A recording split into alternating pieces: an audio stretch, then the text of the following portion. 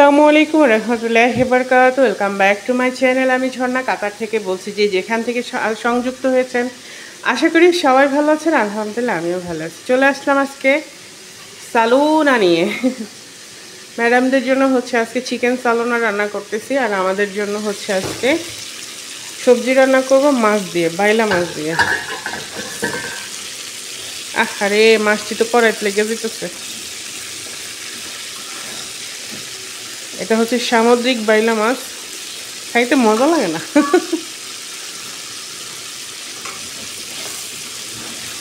এটা হচ্ছে সামুদ্রিক বাইলা মাছ, আর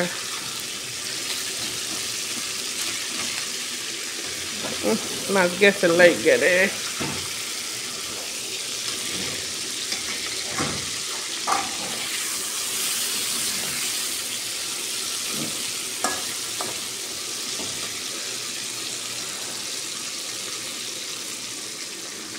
তো এই মাছগুলি হচ্ছে মানে দেখতে বাইলা মাছ, কিন্তু আমাদের বাংলাদেশের নদীর যে বাইলা ওই রকম টেস্ট না, এটা টেস্ট ডিফারেন্স।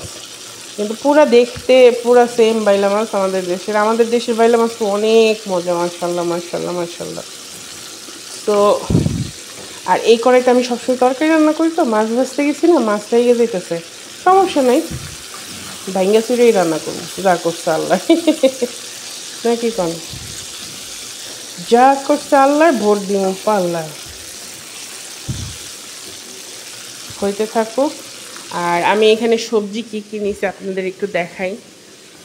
আজকে সবজি নিয়েছি বেগুন, তারপরে এটা হচ্ছে কৌসা বলে এটাকে, এটা মিষ্টি কুমড়ার কড়া, একদম জালি মিষ্টি কুমড়া, আলু, টমেটো, ফুলকপি, আর হচ্ছে গাজরও দিছি, এই যে গাজর।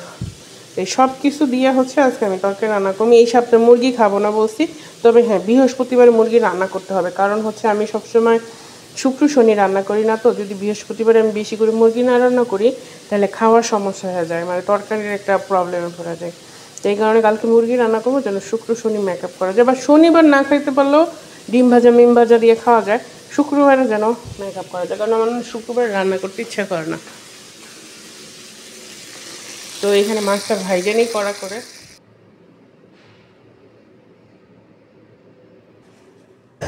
আরব দেশের খুব মজার একটা ট্রেডিশন আছে, যেটা আমি আজকে আপনাদের সাথে শেয়ার করব।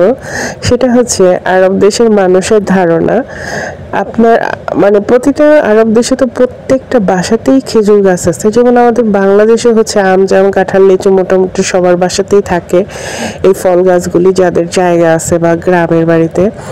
কিন্তু আরব দেশে হচ্ছে প্রত্যেকটা বাড়ির সামনে বা বাড়ির ভেতরে হচ্ছে খেজুর গাছ থাকতেই হবে, মানে এটা তাদের একটা ট্রেডিশন হয়ে দাঁড়াইছে। এবং এত এত ছোট ছোট গাছে খেজুর ধরে। তো আরব দেশের মানুষের ধারণা হচ্ছে, মানে এটা মানে ওরা বলে যে খেজুরের সিজন কিন্তু হচ্ছে গরমকালে, ঠিক আছে, মানে জুন জুলাই আগস্ট এই 3 মাসে হচ্ছে খেজুর প্রচুর পাকে আর কি। খেজুর ধরে এর আগেই, কিন্তু খেজুরটা মোস্টলি গাছে পাকে হচ্ছে জুন জুলাইতে। তো আরব দেশের মানুষের ধারণা যে যখন খেজুর গাছে খেজুর পাকে, তারা কিন্তু খেজুর পেড়ে সব আত্মীয় স্বজন মানে পরিচিত বন্ধু বান্ধব সবার বাসায় কিন্তু পাঠায়। তো আমি একদিন জিজ্ঞেস করলাম যে আসলে এটা কেন, এই খেজুরগুলি কেন এরকম করে পাঠায়, অনেকে খায় অনেকে খায় না। তো বলা হলো যে আসলে এটা নাকি তাদের একটা মানে কালচারের মধ্যে পড়ে, যে খেজুর গাছের খেজুর হওয়ার পরে পাকার পরে যখন এরকম বিলাবে, যত বেশি মানুষকে দিবে, এরকম না যে আমার মেয়ের বাসায় পাঠাইলাম, মেয়ের জামাইয়ের বাসায় পাঠাইলাম, ছেলের শ্বশুর বাড়ি পাঠাইলাম, এরকম না। ওরা হচ্ছে কাছের দূরের সব ধরনের রিলেটিভকে খেজুর পাঠাবে, মানে যত বেশি মানুষের বাসায় পাঠাবে তার পরের বছর ঠিক ততই হচ্ছে বেশি বেশি খেজুর ধরবে। এটা তাদের বিশ্বাস, এবং এটা তাদের একটা মানে কালচারের মধ্যে পড়ছে। তো সত্যি সত্যি আমি যে কয় বছর ধরে কাতারে আছি, আমি দেখি যে প্রতি বছরই ম্যাডামের শ্বশুরবাড়ি থেকে, তারপরে বান্ধবী বোনের বাসার, মানে যাদের বাসায় খেজুর গাছ আছে, খেজুর পাকার পরে ওরা কী করে, খেজুরটা হচ্ছে দিয়ে দেয় বক্স করে সবার বাসায় পাঠায় দেয়। তো এবার জুন জুলাইতে কিন্তু আমাদের এই পাশে প্রচুর খেজুর আসছে। হ্যাঁ, তো বেশিরভাগ খেজুর হচ্ছে আমরা ম্যাডাম আবার অন্য মানুষকে দিয়ে দিচ্ছে, মানে একজনকে না, মানে ওনার হয়তো বা কোনো বান্ধবীকে বা পরিচিত অফিস স্টাফকে এরকম করে দিয়ে দিচ্ছে। তো সেখান থেকে 3 বাটি খেজুর আবার আমি রেখে দিচ্ছি। আমার বাবার খুব ইচ্ছে গাছ পাকের খেজুর খাবে। তো আমি চিন্তা করলাম যখন আমি সামনের বছর বাড়িতে যাব তখন আমি খেজুর পাকনা পাবো না, কারণ আমি জুলাইয়ের আগেই চলে যাব, জুন জুলাইয়ের আগেই চলে যাব। তো এই কারণে আমি 3 বাটি গাছ পাকা একদম অরিজিনাল গাছ পাকা খেজুর রেখে দিয়েছি, বাসায় যাওয়ার সময় নিয়ে যাব। আর সত্যি কথা বলতে জানেন, আমি কি বলবো, বিশ্বাস করবেন কিনা জানি না, যারা খেয়েছেন তারা বিশ্বাস করবেন, আরব দেশের খেজুর, ছোট ছোট খেজুর এত মিষ্টি, মনে হয় যে চিনি, মানে ভেতরে চিনি দিয়ে রাখছে, এরকম মিষ্টি। প্রথম প্রথম যখন আমি কাতার আসছি তখন খেজুর দেখলে মনে হয়তো না জানি কি দেখছি, একদম পাগল হয়ে যেতাম। কিন্তু এখন আর এগুলি মানে দেখতে দেখতে বা খেতে খেতে অভ্যস্ত হয়ে গেছি। আর খেজুর তো দেখে গেছি আমি প্রচুর খাইতাম আগে, এখন ডায়াবেটিস হওয়ার পরে খুব একটা খাওয়া হয় না। যদিও শুনছি খেজুর খাওয়া নাকি ভালো ডায়াবেটিসে, কিন্তু আমি আসলে যে ভয়ে খেজুর ওইভাবে খাই না। তো আমি খেজুর খেয়ে মজা পেয়েছিলাম জর্দানে, যদিও জর্দানে খেজুর গাছ নেই, কিন্তু ওরা একদম মানে খুব ফ্রেশ খেজুর নিত, এত মজা খেজুর, মাশাআল্লাহ। একটা খেজুর লম্বা কত ছিল, আমার আঙ্গুলের মতো এত লম্বা লম্বা খেজুর। আমাদের এই বাসায়, মানে আমার ম্যাডামের বাসায় হচ্ছে একমাত্র ম্যাডাম ছাড়া আর কাউকে আমি খেজুর খেতে দেখি না।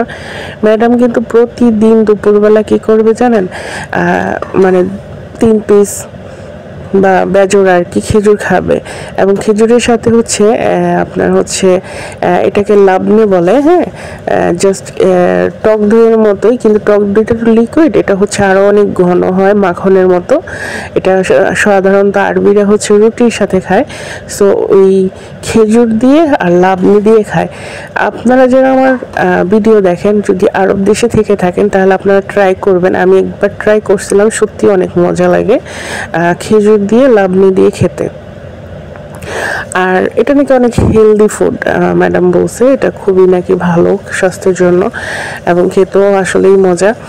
তো আমি হচ্ছে খেজুরের যেটা বলতে চাচ্ছি, খেজুর খেলে আমার প্রচুর গরম লাগে, অস্থির অস্থির লাগে। তো এই কারণে দেখা গেছে আমি এখন খেজুর খাওয়াটা স্টপ করে দিছি। তবে আমার ম্যাডাম হচ্ছে মানে প্রতিদিনই প্রায় লাঞ্চের সময় 3 পিস খেজুর খেয়ে তারপরে হচ্ছে আমি যে রান্নাটা করি, খাবার যেটাই রান্না করি সেটা খাই। আমার কাছে তো মাঝে মাঝে মনে হয় আমি যাওয়ার সময় খেজুর গাছের গোড়া দিয়ে অনেক ছোট ছোট গাছ আছে, হ্যাঁ, আমি একটা কেটে নিয়ে যাব, কিন্তু আমি জানি না হবে কিনা। আর আমি তো জীবনেও দেখি নাই কীভাবে কাটে। বা আবার মাঝে মাঝে ইচ্ছে করে কি জানেন, যে আমাদের বাংলাদেশে যেরকম খেজুর গাছ কেটে রস বের করে না, ওরকম যদি কেটে দেওয়া যেত, যদি রস খাওয়া যেত, কি মজা হতো তাই না, সেরকম ভালো হতো। কিন্তু কথা হচ্ছে যে আমি খেজুর গাছ কাটলে আমার এই কাইটা ফেলবো, এটা হচ্ছে আসল কথা। তো যাই হোক, আমার ম্যাডামের বাসার খেজুর কিন্তু আমি আপনাদের এই ভিডিওর শেষে দেখাবো। কি সুন্দর খেজুর ধরে রয়েছে, মানে কেউ ধরে না জানেন, কারণ এখানে তো সবার বাসায় খেজুর গাছ আছে অ্যাভেলেবেল, কারো খেজুরের প্রতি কারো। এই খেজুরটাই যদি আমাদের বাংলাদেশে থাকতো, এতদিনে খেজুর তো অনেক পরের কথা, খেজুরের ডালপালাও থাকতো না। এত ছোট গাছে এত খেজুর ধরে রয়েছে, মানে খুবই ভালো লাগে, দেখতেই ভালো লাগে।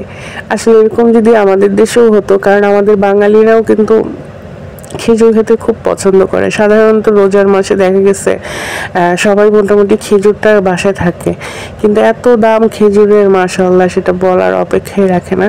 তবে আমার বাবাও খুব পছন্দ করে। আমার বাবা হচ্ছে রাতের বেলা কি করবে, ঘুম থেকে যদি ঘুম ভেঙে যায় বা অনেক রাতে ঘুমায়, তখন কি করবে, উঠে তারপরে কয়েকটা খেজুর খেয়ে পান খেয়ে তারপরে হচ্ছে শুয়ে পড়বে। তো এর জন্য আমি ভাবছি যে আসলে বাবার জন্য বেশি করে খেজুর নিয়ে যাব। আসলে আরব দেশ হচ্ছে নবী রাসূলের দেশ। নবী রাসূলরা হচ্ছে আগে খেজুর খেয়েই তো তাদের জীবনযাপন করতো, বেশিরভাগ খিদা নিবারণ করতো।